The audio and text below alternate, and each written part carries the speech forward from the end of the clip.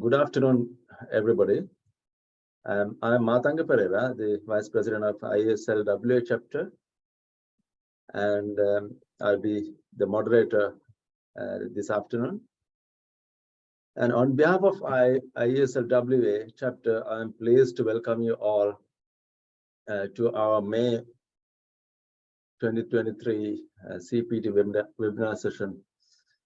Today's webinar is titled as what are FPSOs and challenges in fabrication of those? Presented by Ravin Vijayaratne and Sukumal Naskar. With no doubts, this will be an exciting topic for professionals across a range of engineering disciplines.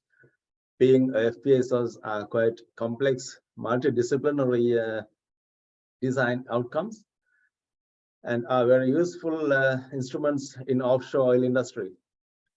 So evolution of FPSOs took place, in my knowledge, in late 1970s, and as an optimization resolution to cater the increased offshore oil production swelled by the world economic rise and rising demand for oil after 1960s. So the design, manufacturing and operating of FPSOs are very challenging exercises because of the complexity of their service in extreme conditions under strict safety and environmental regulations, requirements from industry operators, international maritime organizations, and other statutory and governing authorities. So in the next hour, Ravin and Sukumal will explain what are the challenges to overcome across manufacturing or fabrication process of the FPSO structures. Ravin Vijayaratne holds an MSc from Cranfield University, UK, and he is an international welding engineer, qualified, and he is a member of Institution of Engineers, Australia. Ravin is a member of ISLWA chapter, basically ISL body, committee member, and he's got about 9 years experience on offshore oil and gas projects, on new buildings and conversion of FPSOs, FPUs, topside modules, and specialized in shipbuilding in LNG and defense sectors. Sukumal Naskar, joining from Singapore, holds an MSc as again certified, graduated from Cranfield University, UK, and is an international welding engineer, qualified, and also qualified as a European welding engineer. He's got 19 years plus experience in the field of welding and fabrication with vast knowledge in offshore oil and gas, petrochemical power plant construction sector. He's the director of Asia Pacific for Welding Alloys Group UK. On behalf of ISLWA chapter, may I convey my gratitude to both presenters for their kind offer and efforts to make this session possible. And all participants here, please feel free to raise your questions, doubts during the we have a post-webinar Q&A session, and please do not hesitate to raise your questions in there. Alternatively, you can also drop your queries in our webinar chat, so that can be discussed during the Q&A session. All right, all the best, Robin and Sukamal. So to you now. Thank you. Yeah, thanks. Thanks, Matanga, for the introduction. Let me share my screen.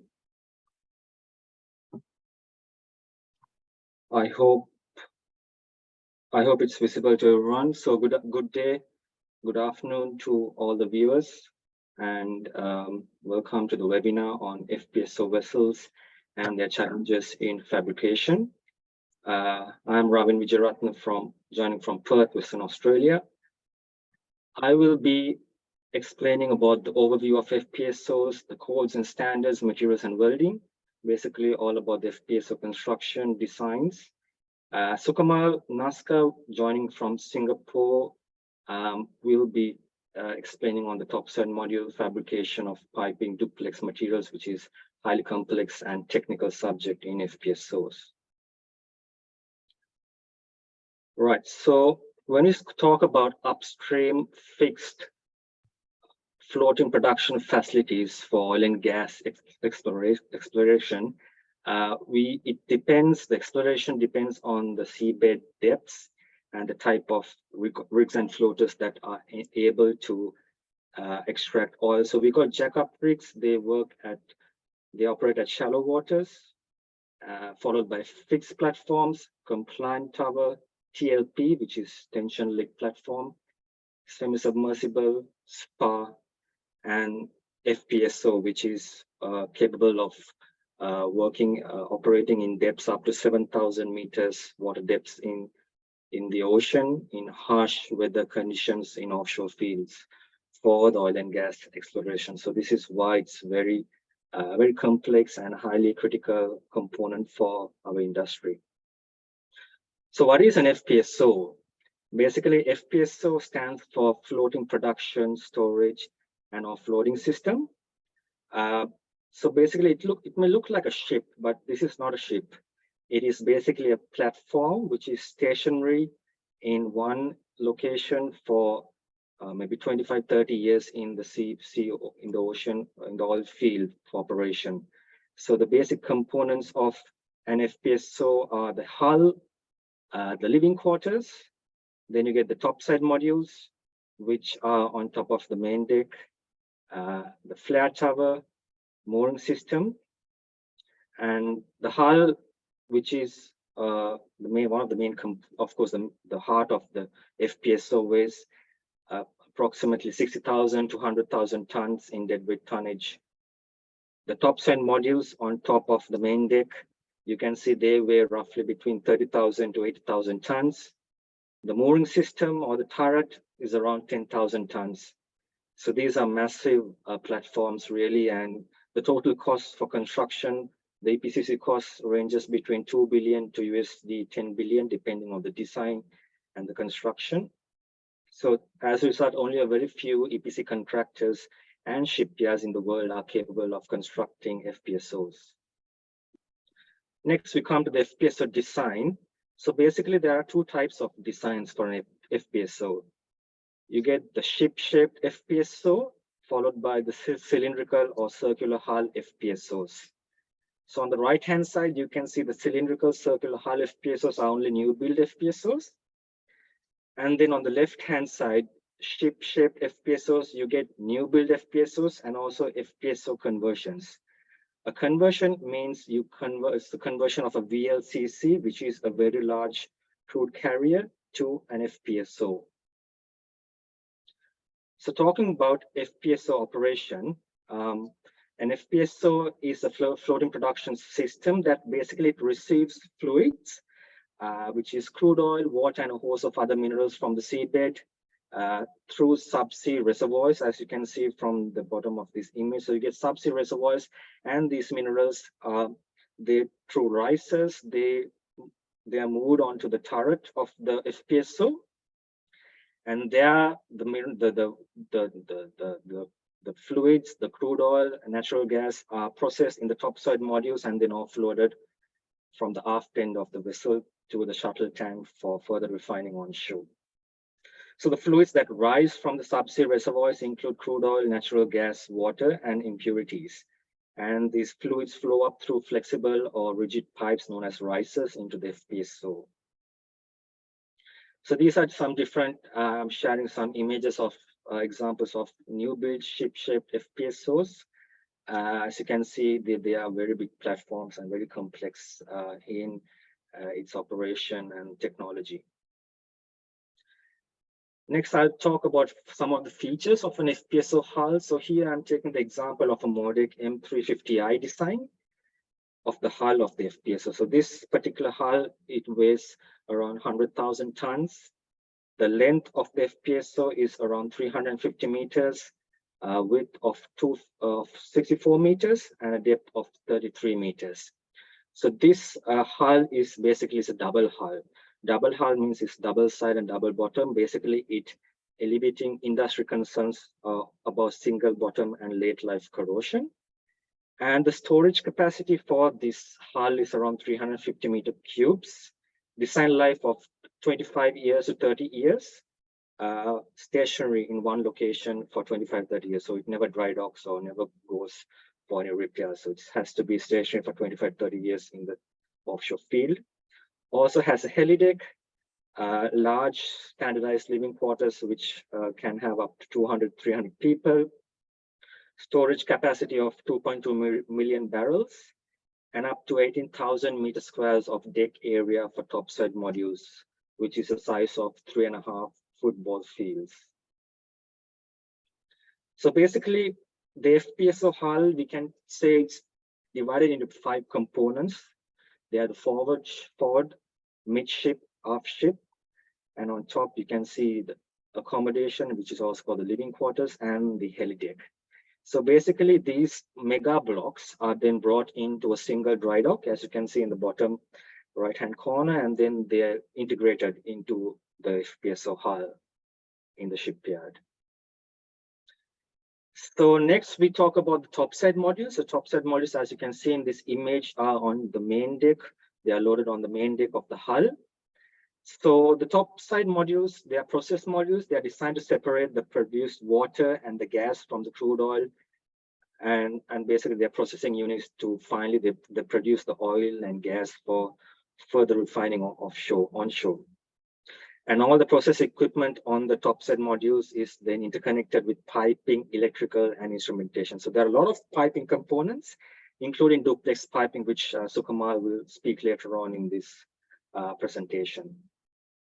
So these are some of the images of the topside modules I've taken during my working experience. So these are highly complex construction methodologies, very little dimension, deviations, tolerances, a lot of radiography and the NDT, ultrasonic testing, almost 100%. So 100% quality is expected of these modules because they are operating very harsh weather conditions with a lot of corrosion mitigation issues also in mind. So these modules, once they are constructed, they are loaded onto the FPSO hull. So the hull, after it's dry docked, it's berthed in the quayside, and then we get these floating cranes, which not many so very limited shipyards had this capability of having these floating cranes. So then they load these modules one by one onto the main deck for integration to the hull.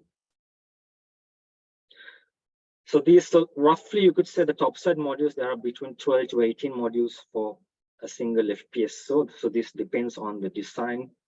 So we get modules such as the E-house, the power generation module system, utilities, cooling water, seawater treatment, offloading pumps, gas injection.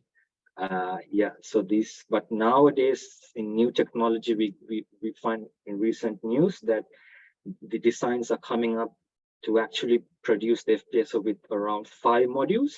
So these are called mega modules, and this is what the future design will look like in the coming years.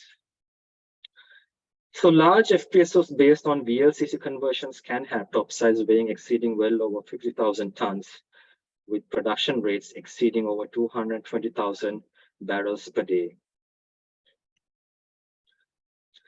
And so the crude oil basically is separated in the topside production facilities on board the FPSO. And as you can see on the right-hand side, we have a shuttle tanker which will then offload the crude oil produced from the topside modules and take it on shore for further refining. So this is the whole process of the topside module oil production and the offloading process.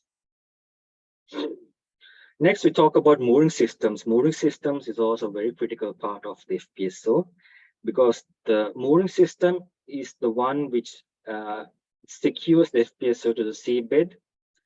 And so there are basically 4 types of mooring systems, which are spread mooring, external turret, internal turret, and tower yoke.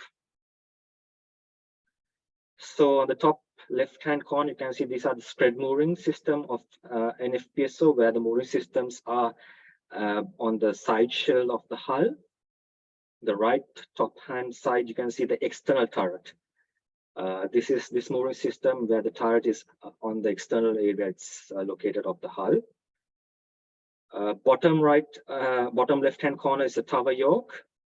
Then the right bottom hand, you can see the internal turret concept. So nowadays, the spread mooring system and the internal turret are the most popular concepts, but of course the design depends on where the FPSO is currently in operation. So for example, an FPSO which is in operation in the North Sea may probably have an internal turret. One with which is operating in South American oil fields will probably have a spread mooring because with the less harsh environment compared to the North Sea. So as you can see, sharing some photos of a submerged turret production module, part of loading of an internal turret onto the FPSO, again with the help of a floating crane. So all these loadings require floating cranes which are considered mega lifts on and to the FPSO during construction stage. So again, revisiting about the 4 types of designs for the FPSO mooring systems: the spread mooring, internal turret, external turret, and the tower yoke designs. So basically, the FPSOs with the turret mooring system, they operate in harsh weather conditions, in weather vane mode, facing to the oncoming environment and minimizing external forces, waves, and wind. Enabling safe operations in harsh weather conditions. So basically, this FPSO will be rotating around the same area during operation. So it doesn't move like a ship. So it will just rotate around this turret, depending how the wind flow happens. So next, I'll talk about the cylindrical hull FPSO design type. So this is the second type of design of FPSO, cylindrical hull FPSO. So basically, in the cylindrical hull FPSO, the hull acts as a turret.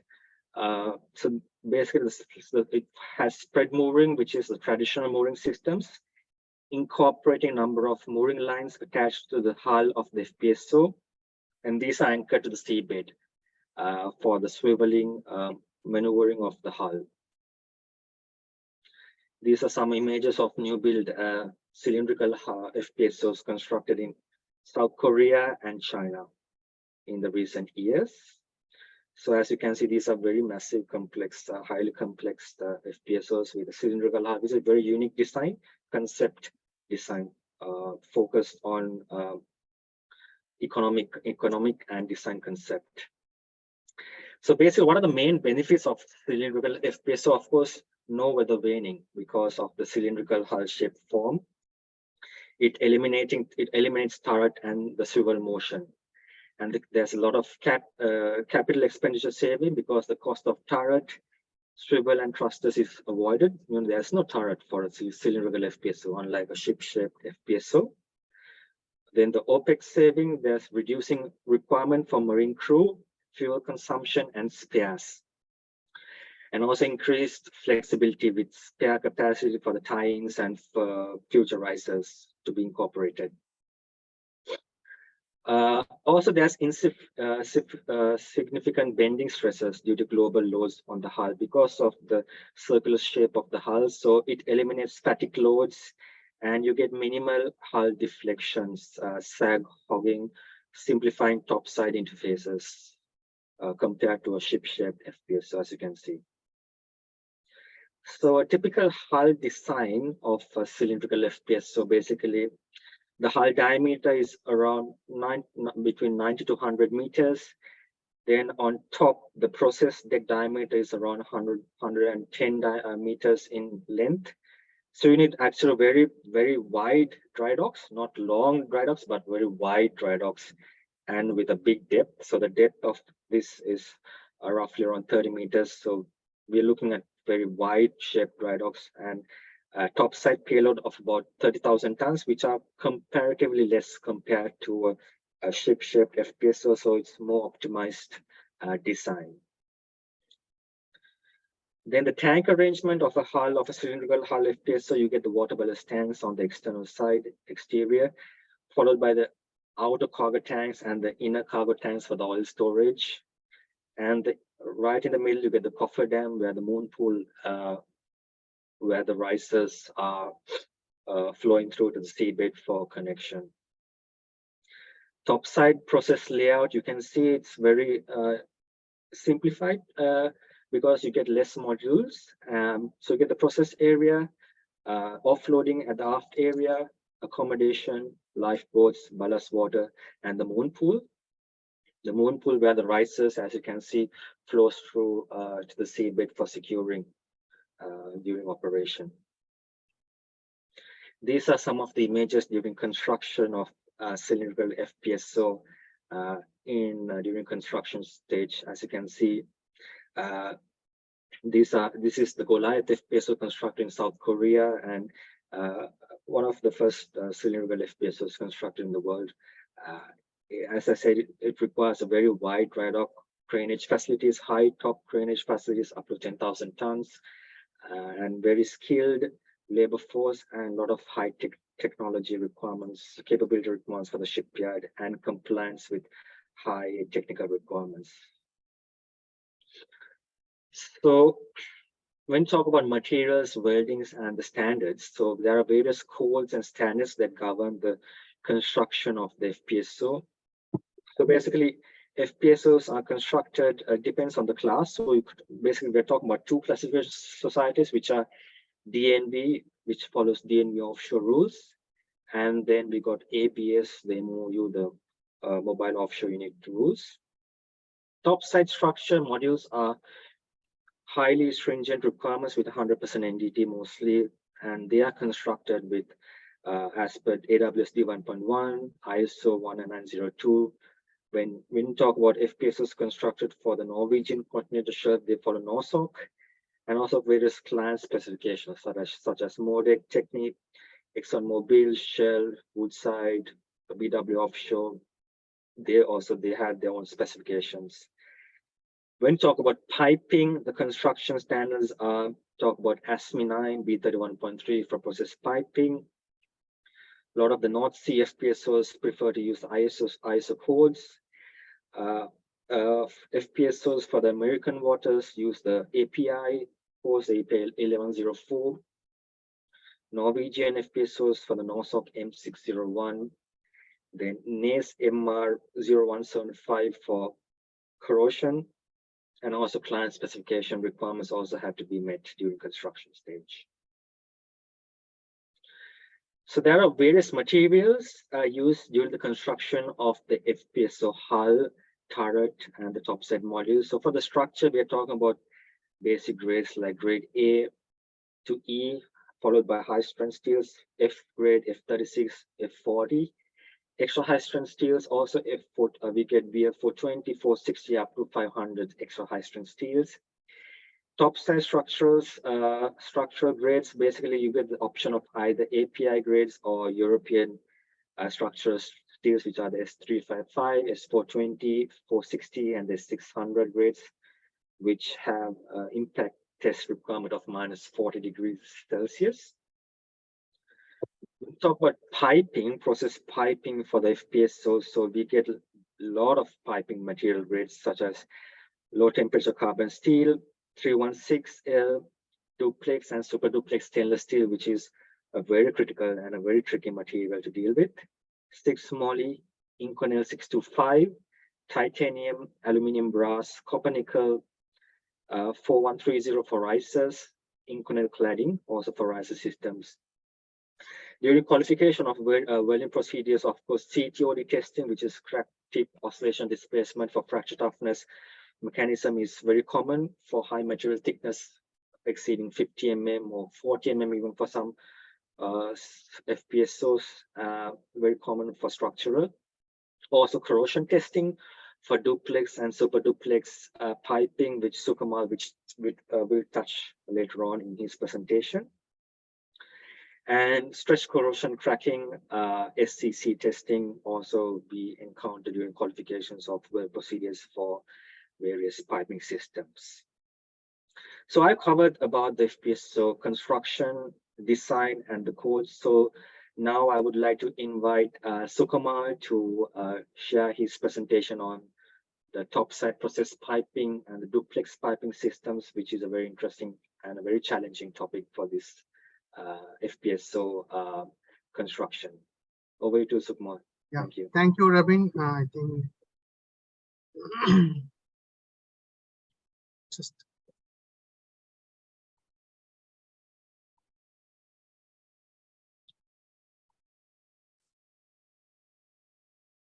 so is it visible, my screen, Robin? Yeah, it's visible. Perfect. Okay, thank you, Robin. It was really a wonderful overview you have given about FPSOs. So I start slide where you ended. So as you know from this slide, there are so many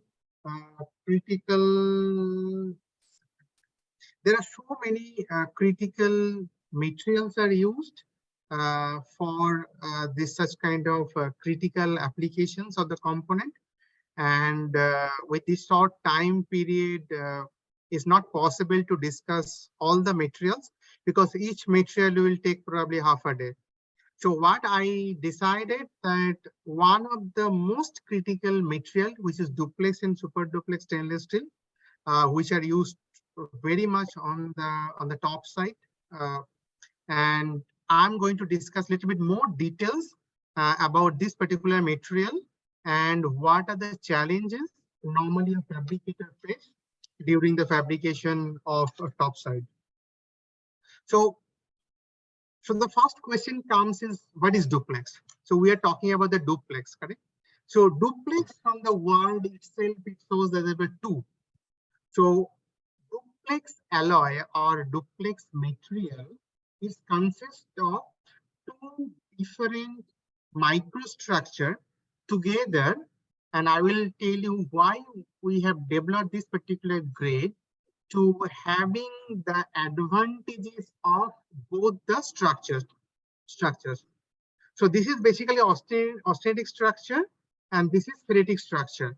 Okay, and this is a combination of ferrite and austenite, and we get a structure which is called duplex structure. So this is basically a beautiful picture where you can see that is a schematic one picture. This is basically a base material. This is the well metal. This particular area called HAZ or heat affected zone, one of the most critical area in terms of any welding and specifically for the duplex material, because most of the welding failures happen in this critical part. Okay, and this is base material. So although all these three, base material, heat affected zone, and a well metal, all have a duplex structure, but you can see that the grain orientations are all different. Correct? So this is quite smooth and horizontal where alignment is quite smooth, whereas this is one of the most haphazard condition, and this is in between. You can see this is some features of the base material, and this is some features of the well metal. So what happened that especially the base materials manufacturer, whether it is a tube or pipe or even plate. So one of the important heat treatment operation is called solution annealing. It has been carried out. So once we do this solution annealing operation, we can actually eliminate a lot of defects of the material and the structures get aligned. Whereas the weld metal, it is absolutely a cast structure. It's a natural way it gets solidified and it forms a casting structure. And that's the main reason it is basically quite haphazard. So it also gives us a sense that the mechanical property and the corrosion property of well metal and the base material are not same. So base metal has always a superior mechanical property. And that's where the challenges comes. When you start doing the fabrication of the tubes and pipes, specifically when we are talking about the hull, the piping or the top side, there are thousands and thousands of joints need to be carried out. And what Rabin just now mentioned, that all these joints are 100% X-ray quality joint, not a single defects are allowed. So we need to be very, very, very cautious and conscious and have to have enough knowledge about the material, the characteristic of the material, characteristic of the well metal, as well as the characteristic of the HAZ or HZ, and how to minimize the defects. Okay. Now, since I mentioned that this particular material was developed with a very special purpose, and we try to extract the benefits or pros of both the material. Now, if I talk about austenite or austenitic stainless steel, what is the biggest advantage of austenitic stainless steel? It can be used for the cryogenic application, correct? Which means the material has a very good toughness property, correct?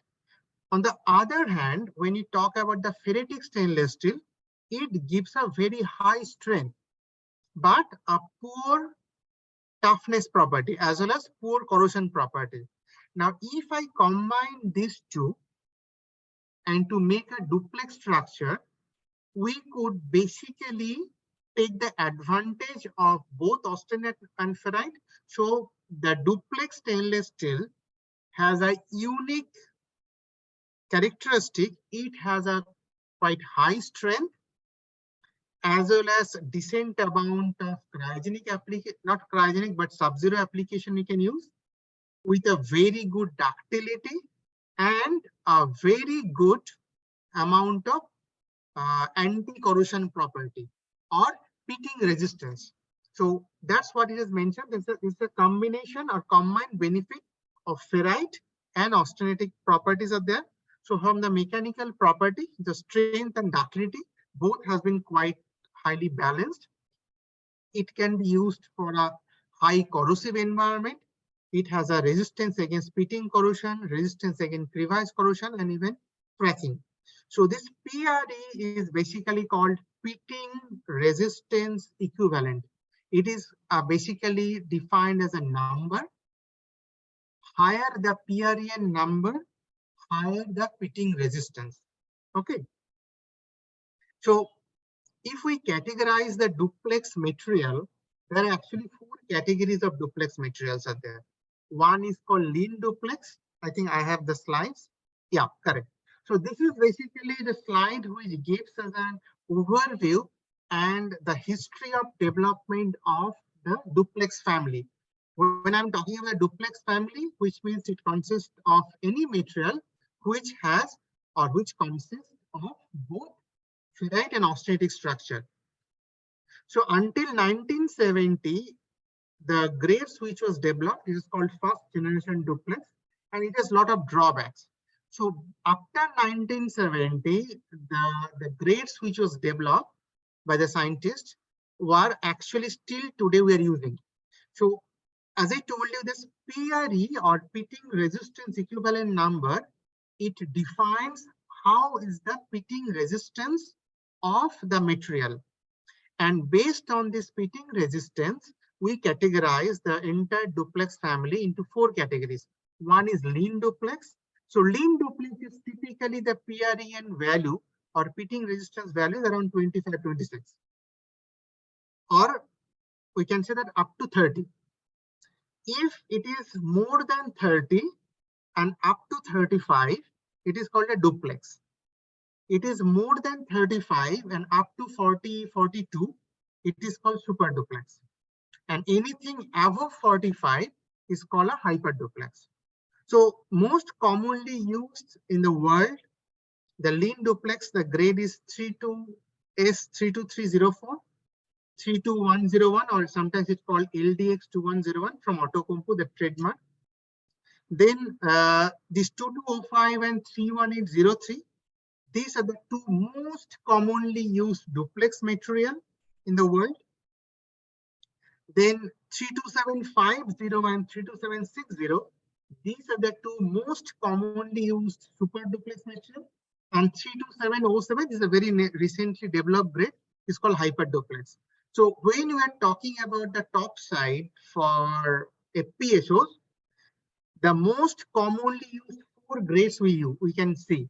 One is 31803 and 32205. This is a duplex. And 32750 and 32760 super duplex. So these are the four commonly used duplex and super duplex material which are used for the top sides for FPSOs. Okay, so these are a typical mechanical properties of the base material. This is basically a comparison. You can see that 0.2% proof stress or yield strength. This is 304. This is 2205 and this is super duplex 2507. You can see that the austenitic stainless steel has around 200 MPa, whereas duplex has around 420 and super duplex has around 550. So you can imagine the yield strength is so high, so different from the austenitic stainless steel that eventually, if there is a, let's say, a design of 20 millimeter, which are used by 304L, and just we change the design to duplex, we can reduce the thickness is actually half, actually less than half, would possibly be around 8 millimeter. Okay. So, and if we go to the super duplex, possibly the same 20 millimeter, we could make a design of 5 millimeter. And as you all know, the lesser the thickness, the overall structural weight got reduced. If the overall structural weight got reduced, it become more and more efficient. Now, everyone in the world are designing on the more and more efficient material. So this is how the concept came from austenitic to duplex to super duplex and now become hyper duplex. So that how we can design in such a way that the overall weight gets reduced so that we can make it much more efficient way. It is a similar thing in relation hardness. So naturally the strength is high, yet the hardness is also higher. And this is CPT is critical pitting temperature. CCT is critical crevice temperature.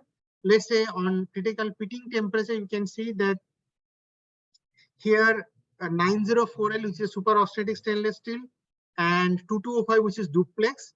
So duplex critical pitting temperature is around 30 degrees centigrade, whereas super duplex 25 is become basically around 55, and 2507, which is basically hyper duplex, it become 80. So just by increasing the alloy element, the pitting resistance is increasing. So if the environment has become more and more corrosive and more harsh, so designers are basically switching from lean duplex to duplex, duplex to super duplex to hyper duplex. So these are basically the common phenomenon. So these are the typical mechanical, the chemical compositions. And as I told you that SAF 2304 is basically lean duplex, then 2205 is a duplex, 2507 is a super duplex, and you can see this is an increment of chromium from 23 to 22.5 to 25. Nickel is also increasing from 4 to 5.5 to 7. For lean duplex, there is no molybdenum, but duplex we added 3%. On super duplex, we increased to 4%. The nitrogen from 0.12 become 0.15, and then from 0.15 it become 0.25. So which means higher the alloy element, still the structures are same, both ferrite and austenite, but the mechanical property and the anti-corrosion property increases. Now coming back to the welding processes, as I told you that higher the grade, we can eventually reduce the thickness. So typically in the top sides, if you go for the tubing, the tube thicknesses are not so high. It start from like 3 millimeter, 4 millimeter, 5 millimeter, 6 millimeter, 7 millimeter, like that. So most of the cases, we prefer or we recommend to go for the TIG process. There are a lot of reasons for that. I'm going to explain that, because TIG has the control on the lowest heat input, one of the cleanest process, and we can have a complete control on the welding processes. Although it looks like very slow, but the character of duplex is that if you go in a high current or if you don't maintain the interface temperature, there is a possibility of formation of lot of undesired intermetallic phases, which will eventually fail the joint. So there is a restriction on this. I'm going to talk on details on that. So just to control all these things, we have found out the most optimum processes till today is basically TIG process.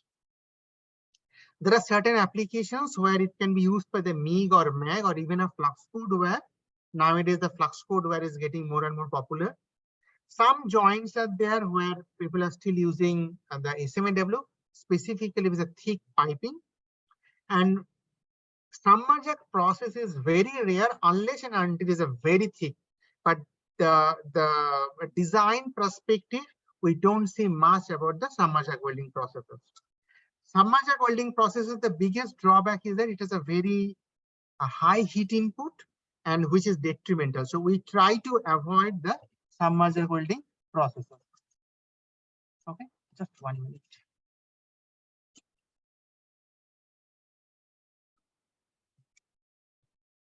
Now, this is a solidification mechanism of duplex. It is little bit complex, but I'm just trying to explain as simplest as possible. What happened that when you do the welding, it goes to the liquid phase, correct? So it reach here, and it naturally cool down because of the room temperature. So there's a thermal gradients are there, so it naturally cool down, and the remaining base metal is cool or room temperature. So they try to suck the heat, correct? So when it get solidified, from the liquid phase, it first form the ferrite or delta ferrite, and slowly the delta ferrite it transforms into austenite. Now, as I told you, there are 4 very important alloy elements are there: chromium, nickel, moly, and nitrogen. So this nickel and nitrogen are basically austenite stabilizers. What are austenite stabilizers? They try to pull the well metal towards become a fully austenitic structure. Whereas chromium and molybdenum, they are basically ferritic structure. So they try to hold the solidified base metal structure to ferrite. So what happened that we mix it or balance it, the nickel, nitrogen, chromium, and molybdenum in such a way that these 4 alloy elements fight each other, and eventually the final product, it gets solidified here at the room temperature. Once it gets completely solidified, naturally it not be able to possible to get it transformed to any other structures. So it is a mechanism where it plays an important role for this alloy element. At the same time, it also plays an important role of the cooling rate. You imagine that if our cooling rate is fast, so what is going to happen? If the cooling rate is fast, which means from liquid, it becomes ferrite, and we do not have enough time to convert into austenite. So we'll have a more ferrite. On the other way, if the cooling rate is very slow, what will happen? The liquid oil metal will transform from liquid to ferrite, and it will have enough time to again convert it into austenite. So eventually it will not solidify in a duplex structure, or maybe in somewhere here, where you have a lot of austenite and little bit of ferrite.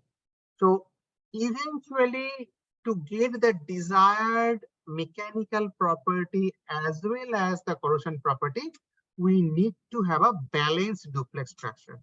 Okay. Now, these are a few typical consumables which are used. For the lean duplex are basically used duplex consumables. There's like WA in our product range is called 2209, WATSS 2209. If it is a duplex, it's also use a duplex material 2209. If it is a super duplex, then need to use basically 2209, 2594, which is a super duplex. So for the lean duplex and duplex, the recommended welding consumables are we use is basically duplex. For the super duplex, it is recommended to use a super duplex so that it can match the chemical composition and to get the desired mechanical as well as the corrosion properties. Okay, so these are the some few typical mechanical properties are there for duplex. You can see that T has the highest amount of tensile 760, whereas electrode basic type we got 700. Sometimes some flux code where specially designed we can get a higher, but in most of the cases is basically the T gives the maximum amount of strength. But the most interesting is basically when you go for the impact. You see here for the TIG, we had minus 50 degrees centigrade, we got around average 120 joule. Whereas the electrode, we got around 35. And flux code where we got the lowest one. So TIG process is the one of the most recommended because it gives the highest toughness property as well as the tensile yield, percent elongation, and everything. So that is one of the main reason most of the fabricators they till today prefer to go for the TIG process. Okay, so this is a quite interesting schematic way we have explained. So these red dots are basically plate. We can see at minus 50 degrees centigrade, typically around 230 joule we get it. The moment we go for the TIG, it become 150 joule. Now it become SMAW or submerged process, we got around 55. SMAW basic type, we got around 50 joule. But when it comes to FCAW process or even SMAW normal, it is somewhere around 25, 27, 30 joule. So from this graph also, it is quite evident the TIG process is the most recommended process to obtain the maximum mechanical properties. Okay, so embrittlement is also critical aspects of duplex and super duplex. So this, does this mean that if we keep this material for a certain temperature at certain time, it got a brittle structure. And why it get brittle structure, I'll show the next slide, maybe here, is at different temperature zone, different type of precipitation happen. Like sigma is one of the most dangerous, and then chromium nitride. So if the sigma phase forms, then this sigma phase has the highest hardness and the lowest corrosion property. So eventually the well metal will crack immediately. It will have a very high hardness and it will immediately potential areas to form the pitting, and it could potentially. So in duplex and super duplex, these are the temperature zones of different type of intermetallic phases we have. So coming back to this slide now. So welding a duplex is like a riding a car or a motorcycle in a smooth road. Okay. If you go left or right, it is dangerous. So as I told you that if it is a very fast cooling happen, we cannot stay in the road. We came here and it forms the chromium nitride. So this is a dangerous thing. I put in a way. If it's a very slow cooling, you can see this intermediate, the black dots are there. These are all basically a sigma phase, which is absolutely detrimental, and it will eventually fail on the well metal. And I have seen several failures in the duplex and specifically super duplex due to these intermetallic phases. So we need to drive in car in this road. So what are the keys? That's what I explained. So what are the key to get the success? Having the drive on the particular road. So what we need to first follow, excess heat inputs should always be avoided in the stainless steel, specifically for the duplex material, duplex or super duplex. So based on the experiences, I have given one of the most optimum parameters. If it is a duplex stainless steel 31803, the recommended heat input is 0.5 to 1.8 kilojoule per millimeter. Okay. And the interface temperature is 156 degrees Celsius.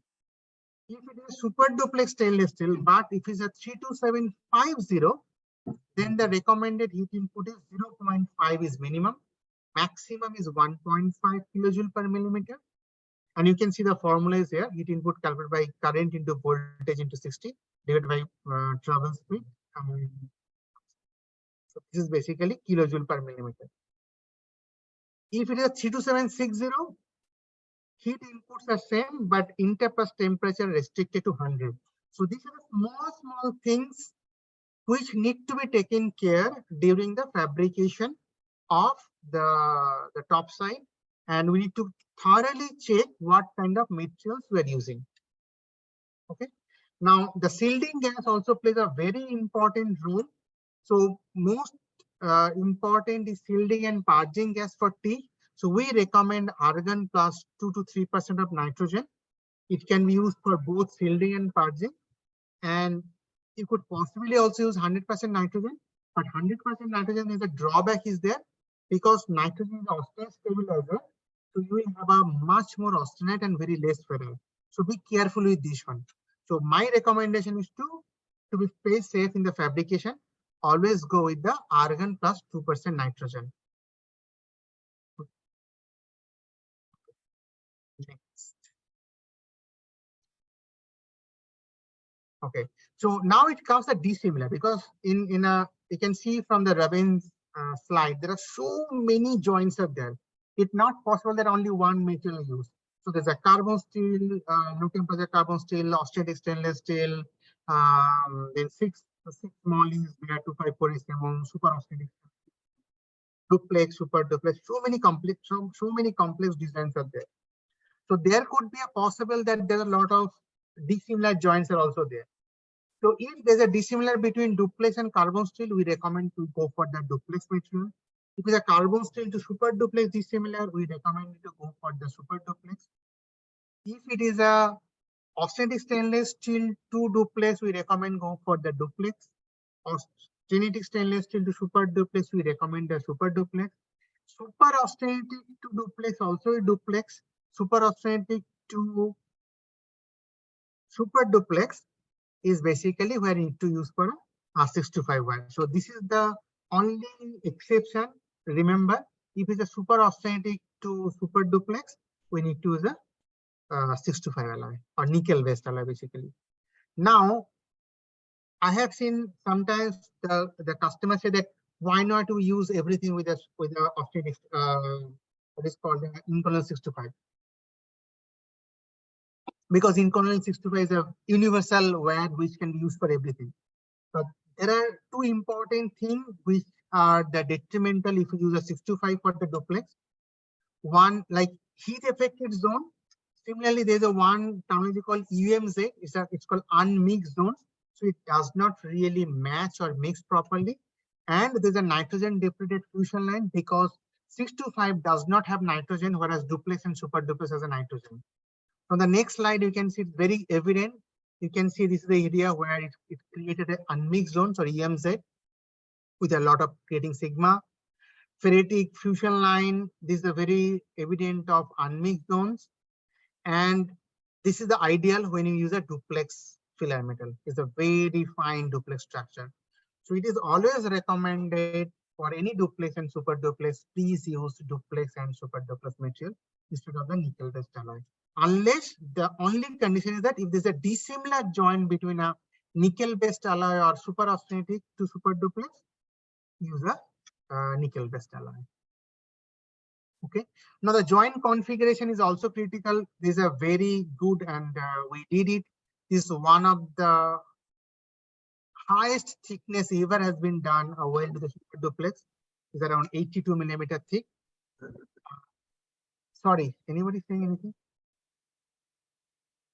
Yeah, in fact, Sukamal, we are now 5 o'clock, and yeah, just reminding you on the time. Just another 5 minutes. Yeah, sure. Thanks. So the joint configuration is very critical. Wider the root gap is always better. Root phase is important. Root opening is important so that the welder got an access to properly the welding. Okay. This is a critical thing. Specifically, remember that oxygen plays a very critical role to have a failure in the corrosion property. So you can see this is evident of this is a 10 ppm oxygen is absolutely clean. 70 becomes slightly yellow. Higher the ppm content of oxygen is become darker and darker, and these are the all potential to fail on the joints. So remember, we need a lowest amount of oxygen in the root during welding. Post-weld cleaning is important. There are a lot of undesired oxides forms during welding, and we need to remove this one. If we don't remove, that will be the potential areas to create the corrosion. So pickling and passivation is the most recommended solutions to avoid such kind of fitting corrosion. So in summary, we need to fabricate, we need to have a proper welding consumables, control the heat input, control the interface temperature, choose based on the base material, choose the right shielding and purging gas, choose the right joint design, joint opening, right parameter, and definitely for more the skilled welder is required. Thank you. And any questions? I'm going to stop this and yeah. Yes, thank you very much, Sukamal, Yeah. and also Robin. It was a very informative and very impressive presentation from both of you. It's very connective and very appropriate to the people like us who is in this subject or in this discipline in our profession and also in our day-to-day works. Now there is a query on our chat. Let me open it.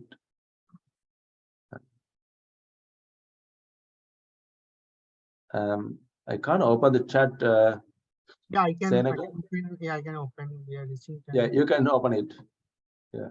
Impactance values you referred in the graph of your presentation, is it the based on the Charpy impactance? Yes, it's a Charpy impact test, Charpy V notch. Okay, there's only one question I can see. Yeah. Could you please send us the presentation slides, sir? Okay, I think we can do that. I don't have any. Yeah. Yes. That question I think is open actually. Okay. Anyone having questions? I got a question about the applications in ice class constructions. And do you have any thoughts on that? Any special care and precaution? Yeah, from the fabrication perspective, actually, it all depends on, it does not restrict on the course and standard perspective, as long as it is metallurgical viable to the joint and based on the application on the environment where the end product are going to use, we could basically do some adjustment on the welding parameters, like what Ravin also told, like North Sea, it's become more harsh condition, whereas if the thing are not in Australia, Southeast Asia, it may not be that much of corrosive or harsh. So depending on that, I think based on the design, that's one of the most important thing I always stress. being a welding engineer or a QA/QC, please read the drawing very carefully. Because the drawing is the one who is the starting point where the designer clearly mentioned about many things. The temperature, operating temperature, operating condition, what are the pressure, what are the temperature, and many other things. So based on that, there we could basically fine tune on our selection process.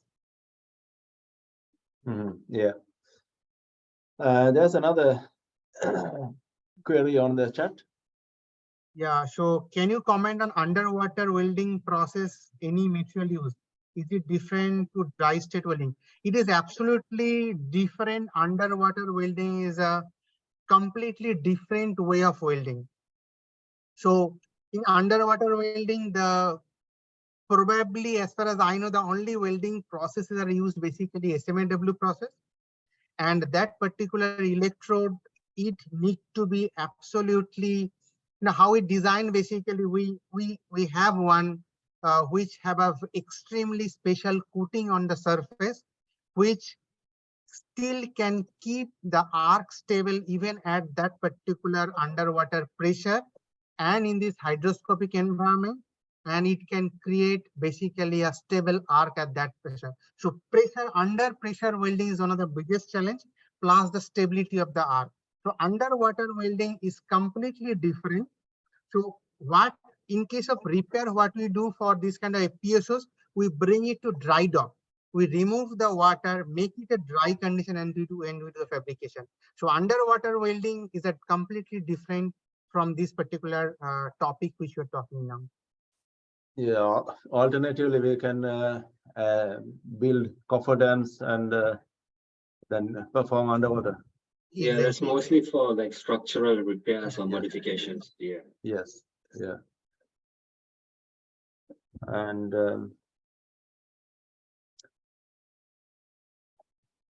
any other questions from the audience? Yeah, please.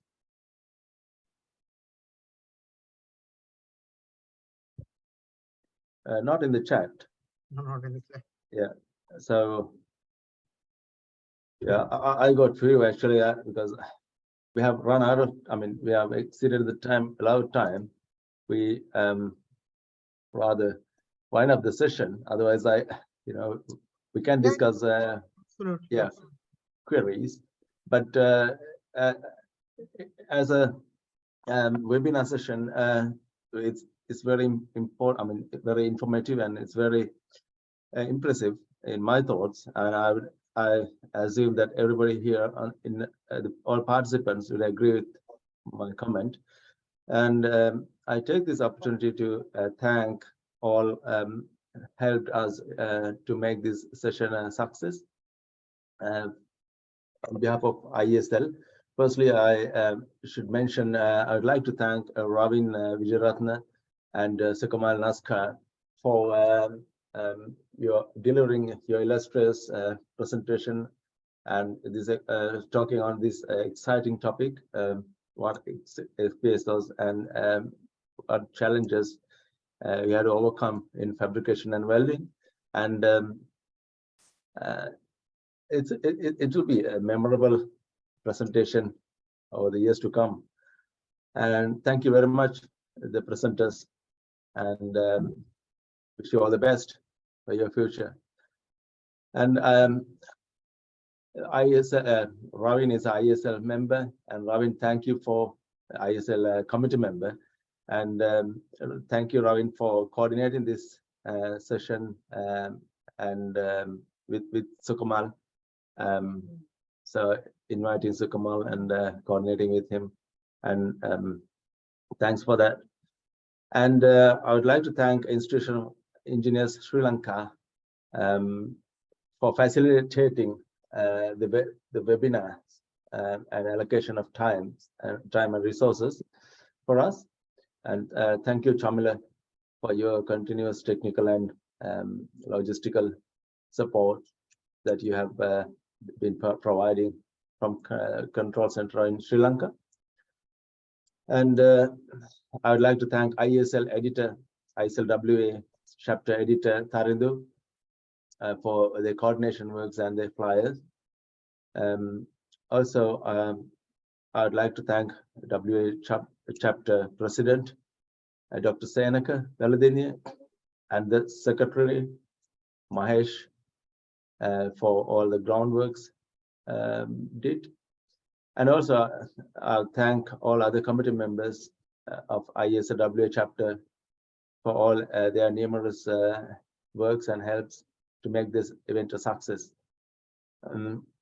And finally, I will thank all participants once again for attending this CPD webinar to make it a success, and hope you have had an informative session. And we'll post your CPD certificates in due course. Is there another query on the chat? No. So come on. No. Yeah, okay then.